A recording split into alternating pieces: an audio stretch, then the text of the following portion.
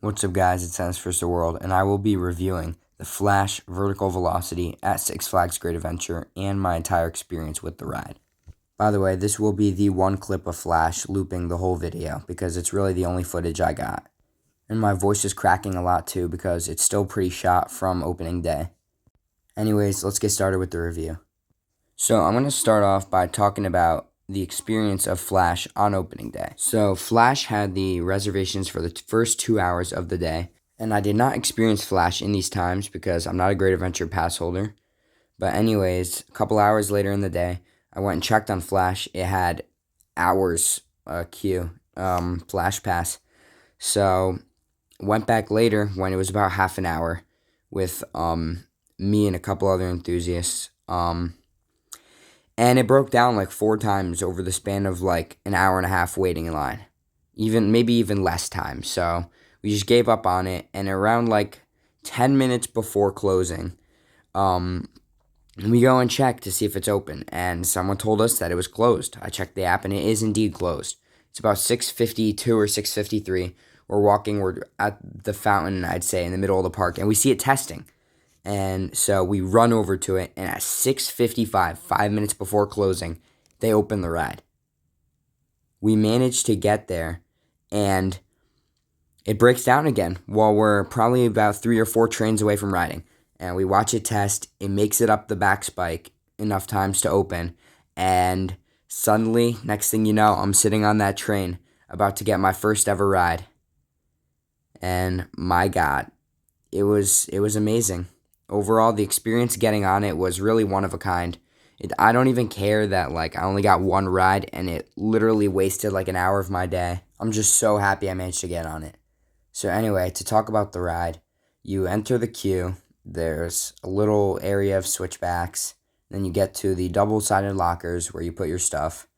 And then you enter the queue building, which is pretty underwhelming right now. It smells like the inside of a Home Depot. And there's really nothing inside it but a couple of things that talk about Reverse Flash and some superheroes and stuff. So then after that, you'll walk a little bit more distance and then you reach a staircase which leads you into the station. And the trains are lit up at night, which is super cool. You can see in the footage they're lit up.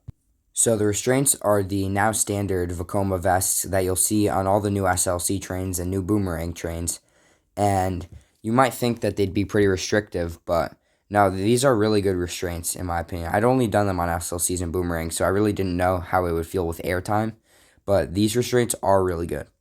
So the ride experience starts off with your small forward launch, which really isn't much, and my only ride is in the back row, so the forces that I'll explain you feel in the back row specifically. I don't know how it feels in the front row. So anyways, after your small forward launch, you launch backwards, and this launch is really punchy. I was a little bit folded forward over my restraint, so it was pretty good. It reminds me of Sandy's backwards launch, but Sandy's was a little bit more punchy because it was just one pass. So you go up the back spike, and off-ride, it might not seem like you go up super high, but the spike is really good. You go up pretty high, even if it doesn't seem like you do, and you get a lot of float over that spike, so it's a really good spike. And then finally, you launch forward, and this forward stall it might be my favorite element on the ride. I really need more rides to assess what I think is my favorite, but as of right now, that forward stall is the best element by far. You probably get 4 or 5 seconds of sustained hang time, and you are just completely out of your seat, just being held in by the vests. It is the best hang time element I've experienced. So after that, you launch a little bit into the double up. So these in-between element launches, you feel them, but don't expect it to be anything crazy. So you hit the first part of the double up, you get awesome ejector pop, and then over the top of the second with the non-inverting dive drop, you get a little bit of floater in the back, but the main part of that element is the crazy whip you get going down.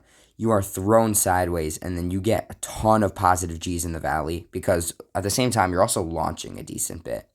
So then after that, you go into the chiller roll. This element sends you out of your seat pretty nicely, and then you go up the second spike, which I'm sure in the front row is good, but in the back row, you only kind of go up a little bit. You fall backwards, you go through the roll backwards, which is really disorienting, and you go out of your seat again. It's pretty good.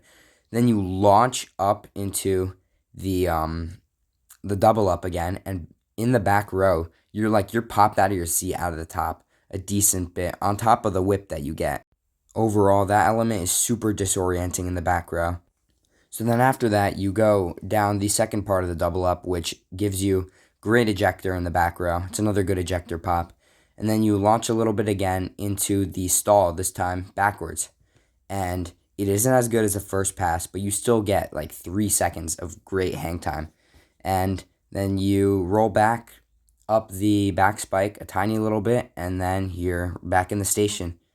Overall, it is a really good ride. It blew away my expectations because I honestly didn't really think it would do too much.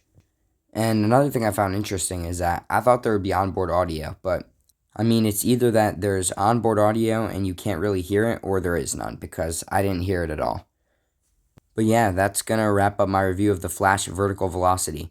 It's a really good ride. There are way more forces than I expected, or I think anyone really expected in general.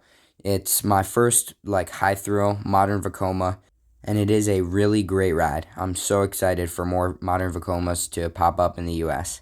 Thank you all for watching.